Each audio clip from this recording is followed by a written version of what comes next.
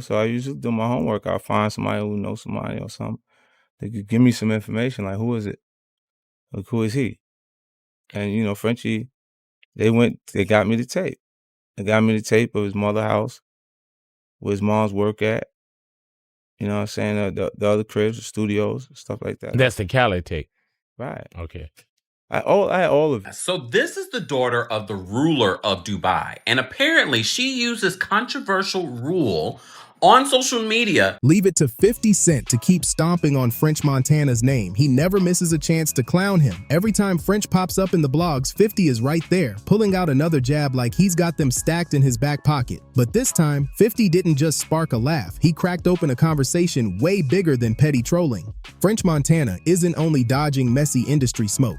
He might be stepping into something way darker. The headlines scream like a win. French Montana engaged to a Dubai princess worth $18 billion. To the average fan, that sounds like French finally went from local flexing to global royalty.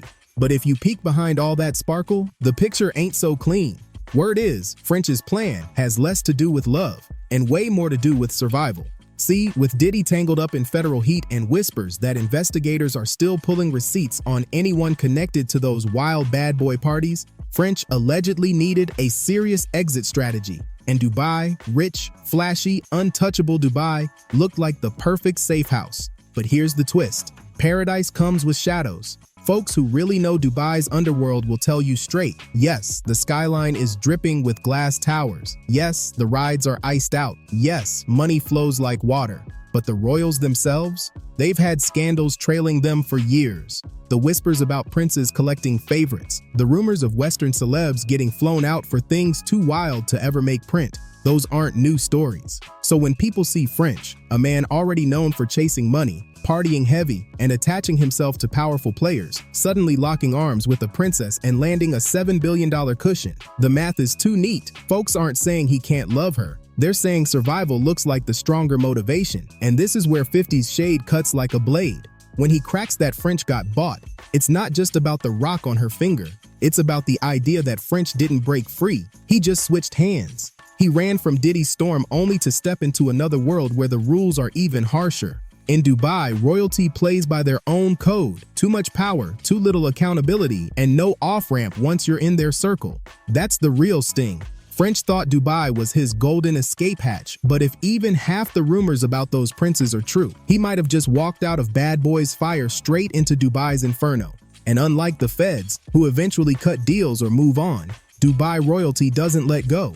That's why French's $7 billion upgrade is starting to look less like freedom and more like another trap dressed up in gold. Collar comes out, like we said, and now you have real deals on the table. And out of all those, you go with Diddy. That's not how it really went. Was it Diddy? Was it Bad Boy MMG? Yeah, I went to go see Ross. And Ross was like, I got an opportunity for you. I don't have the money for you, but I got the opportunity. I guess because the same thing Meek did, the same thing Wale did. I guess whatever the way the situation, his label was, he wasn't trying to give me the money I wanted. And I wanted like a whole bunch of money. But he was like, look, let's do it like this. Let's call Puff. And let's get him to give you the bag. You can still be MMG / you know what I'm saying? Bad Boy, Coke Boys, yep. Right. How much money did you get? $2 million. Now let's rewind, because you can't really understand French's Dubai upgrade without first clocking how he even got sucked into Bad Boy's orbit in the first place. French Montana didn't just waltz into that deal by dropping "Pop That" and calling it a day. Nah, the tea around his signing always had a shady smell to it. And with everything that's spilled about Diddy these last couple years, fans are going back and connecting dots with brand new eyes. Here's what most people forget. When French was hunting for a deal, he wasn't some random mixtape rapper begging for a break. He had options, real ones. Roc Nation circled, Rick Ross and MMG showed serious interest. Even Kanye's camp flirted with the idea. Yet out of all those powerful tables, he chose to sit with Diddy. Now, why would a man with multiple offers jump into the arms of a label famous for broken contracts, sketchy deals, and requirements that had nothing to do with music? Because Bad Boy wasn't just a label, it was a lifestyle. And for some artists, that lifestyle was the real prize. Whispers say Diddy gave French more than a check. He gave him access. The parties, the women, the infamous freak-offs, the whole play nice and you'll get rewarded energy. And fans never stop side-eyeing that choice. 1. French himself admitted he took less money up front than what Ross or Jay would have handed him, but still picked Puff. 2. Every time he was spotted stumbling out of one of those villas looking like he barely survived the night, the internet clocked it. People dragged up photos from 2016 to 2019 showing French looking worn down, and the timing always lined up with Puff's celebrations. Things only got nastier after Diddy's 2024 arrest, when producers and old associates started spilling what it really took to secure deals. One producer even swore Diddy blackballed him after he refused to join a freak-off. So of course, folks looked back at French's quick rise and said, "Oh, you stayed, you signed? We know what that means." No direct receipts with French's name on them, sure, but the tea is steaming hot. Think about it. Puff gifts him a whole Ciroc French vanilla flavor the day after they were allegedly partying all night. Then there's that viral birthday video. Diddy in a robe, French shirtless, both of them looking way too cozy.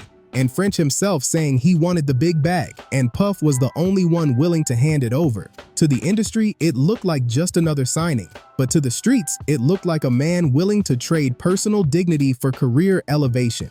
And that's exactly why people believe he's playing the same game in Dubai, just with shinier stakes. Fast forward to mid-2024, French pops up at Paris Fashion Week. New outfit, new vibe, and allegedly a fiancé. And not just any fiancé, Chiara, a princess tied to one of Dubai's ruling families. That's not some Bronx love story, that's chess. Because at the same time, the feds were stacking evidence on Diddy. Tapes, trafficking whispers, money laundering schemes, and anyone in his circle was suddenly radioactive. Assistants, producers, even casual friends were getting dragged into subpoenas. And French? He wasn't just a friend, he was practically Diddy's shadow. Birthday trips, champagne endorsements, endless cosigns. If prosecutors wanted to lock the case tight, French's name had to be floating around. So what does he do? He doesn't just dip from the States. He links himself to one of the wealthiest dynasties in the Middle East. Reports say the Shaka's family is worth over $18 billion. That's not rap money, that's oil money. And when you marry into that, you don't just get wealth, you get protection, you get immunity, you get a shield from outsiders digging into your business. The streets are convinced this wasn't romance, it was survival. They point out how quick the engagement popped off, how neatly it lined up with heat in the US, and how French has spent more time flexing in Dubai than chilling in New York or LA. To fans, it looks like a whirlwind love story. To critics, it looks like an escape plan dressed in Cartier rings and royal wedding vows. And don't forget the optics. Every time French posts up with his princess, he's sharper, fresher, almost reborn. But the comments stay cutting. Boy, you traded Diddy for Dubai. Or even harsher, better pray those sheiks don't treat you the way Puff did. Because here's the sting, French thinks he leveled up by running to Dubai, but those who know the history of how Middle Eastern royalty flex power will tell you, sometimes you don't escape the fire, you just step into a hotter one. And I'll tell you what I actually learned. Yeah. A friend of mine is an air hostess, and her friend was on a flight with her, and her friend was eating like a very specific diet. So apparently the thing is, it's actually a control thing. I don't know if I can speak about sheikhs. No, speak. So these guys actually pay these women to hold a strict diet for like 2 weeks so that they can know that they are in complete control of what that woman is putting into her body, and the girl is shit on them. Wow. So the girls aren't even getting shit on, the girls are shit on these guys, because then the guys feel like it's sick, like it's a control thing. So then they know, like, oh, you listened to me for 2 weeks. Yeah, so that's probably their kink, that girls actually listen to no 2-minute noodles. Here's the part French probably don't want to hear. Running from Uncle Sam to the UAE doesn't always mean freedom. Sometimes it just means you signed up for a whole new kind of contract, one you can't break even if you wanted to. See, Dubai sells itself as Lambos on the highway, glass towers kissing the sky, and pet tigers lounging on yachts. But the whispers about what really goes down? Ugly. Influencers fly out chasing that tax-free glam, only to sneak back home spilling tea about palace parties where outsiders weren't treated like guests. They were treated like props, and not just women, men too. Some royals allegedly don't even see outsiders as people, just playthings they can swap in and out. And when you step into that world broke compared to their billions, you don't call the shots, they do. Now picture French Montana against Sheikh Amara's family's $18 billion fortune. He's not wealthy, he's ornamental. He's famous, sure, but he's just the flashy foreigner they can put on display. No political power, no leverage, nothing. Mara is the daughter of one of the most iron-fisted rulers of our modern era. French is just the celebrity husband brought in for shine, not strength. If they decide he's just another accessory, what's he really gonna do? That's why folks online are already saying this move doesn't look like escaping Diddy. It looks like signing up with new handlers. Instead of freak-offs in Miami, now it's palace villas in Dubai. And let's not act like this royal family is free of scandal either. Remember Sheikh Amara's viral Insta divorce in 2024? The whole world gagged when she dumped her husband with 3 little words: "I divorce you."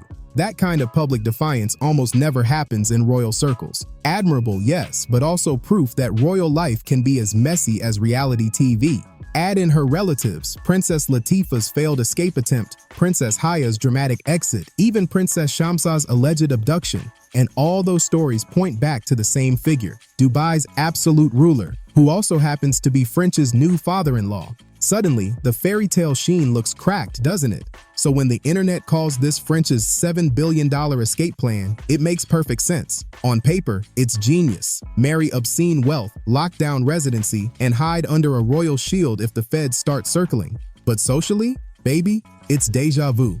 For years, people clowned French as Puff's favorite boy. Remember the shirtless dinners, the birthday serenades, the Ciroc flavors with his name on them? And now, the whispers say he just swapped one sponsor for an entire dynasty. That irony stings because hip-hop once sold us French as the gritty hustler. Moroccan roots, Bronx hustle, Coke boys grind. But Dubai royalty doesn't play like Bad Boy Records. You don't outshine them, you don't embarrass them, and you definitely don't outlive your usefulness. If even a kernel of those whispers is true, French didn't escape a velvet leash. He just locked himself into a golden cage. So yeah, he left hot water back in the States, but in Dubai, he might be sitting right on top of the stove.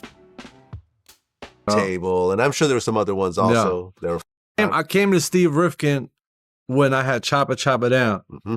I walked in the office, it was him and Gabi. Yep. And Gabi was manager. I was like, yo, Steve, give me $200,000. Let me go make music. You know what I'm saying? Just let me. Steve was like, nah, I'll give it to you. I'll give it to you. Never got it. Never got it. I dropped Which is funny because Gabi's the president of SRC. Steve is like the CEO, but so I don't know what type of but Steve makes the final call. Yeah. So I asked for $200,000. You know what I'm saying? And it's like. Now here's the gag. Out of all the chaos, the loudest voice dragging French is none other than 50 Cent. But sit with that for a second. What if 50 ain't just trolling for laughs? What if he's really trying to throw a warning shot? See, 50 got that big brother energy, the type to roast you nonstop but still want you to eat. He's been shading French for years, clowning him as washed, calling him Diddy's leftover, always poking at his career. But maybe, just maybe, he sees the trap French is walking into. A trap that doesn't look like chains, but still smells like them velvet cages people whisper about in Dubai. But flip it, what if this ain't even a trap to French at all? We're out here looking at him like, damn bro, you sold your soul just to stay safe.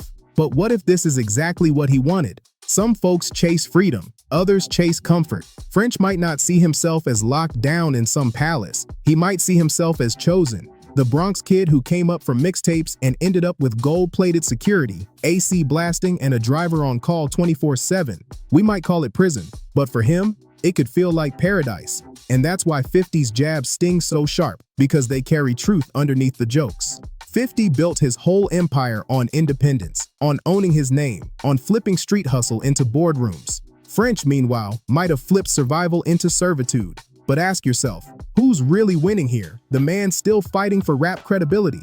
Or the man sipping tea behind palace gates, scandal-proof, untouchable, and sitting on a $7 billion cushion? It's messy, it's ironic, and it's the paradox French is living in right now. To us, he looks like property, but to him, he might feel like royalty. And maybe that's the biggest twist of all. 50 Cent might be dragging him in public, but behind those palace walls, French Montana might just be smiling, because this could have been the plan all along.